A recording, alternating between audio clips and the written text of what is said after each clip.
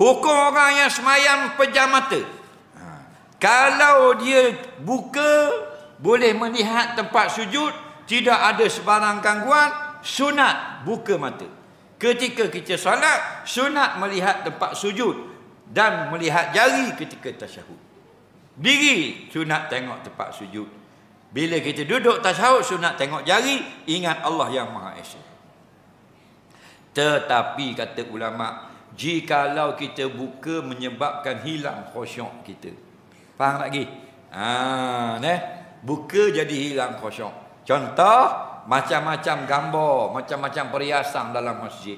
Kalau dia buka nampak perhiasan banyak. Sebab tu ulama larang hias-hias masjid ni. Faham? Banyak sangat perhiasan, jadi dia lara. Maka dia pejam mata lebih elok.